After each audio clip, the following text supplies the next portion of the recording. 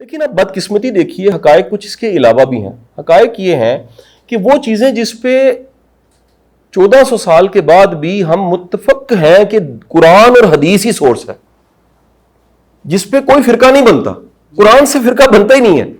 ہم وہ 4 سال یا 8 سال کی تعلیم میں قرآن کم پڑھاتے ہیں، فرقہ زیادہ پڑھا دیتے ہیں. بہت اچھی. نتیجہ یہ ہے کہ میں نے جب بھی قرآن پڑھا مجھے فرقہ نہیں ملا. قرآن وہابی سنی دیوبندی ہو گیا سر. اب ہوا یہ ہے کہ وہ ہم وہابی سنی دیوبندی بنا کے پھر قرآن کی طرف لاتے ہیں، تو وہ اس کے دلائل کو مضبوط کرنے کے لیے پھر معافی کے ساتھ قرآن کو استعمال کرنا شروع کر دیتا. ضرورت اس امر کی تھی کہ ہم قرآن فہمی کو اتنا عام کریں کہ معاشرے میں ایک سامنے بیٹھا جو غلط چیز سن رہا ہے وہ غلط کو غلط کہہ سکے، وہ نفرت کی بنیاد پہ نہ کہے، وہ علم کی بنیاد پہ کہے. تو یہاں شدید ضرورت ہے ہمیں قرآن فہمی کی تحریک چلانے کی. ہمیں حکومت کے خلاف یا حاکم تحریک چلانے سے زیادہ جو ضروری چیز ہے وہ قرآن فہمی، وہ ایک عام شخص سمجھ سکے، وہ کوئی بھی فرد سمجھ سکے.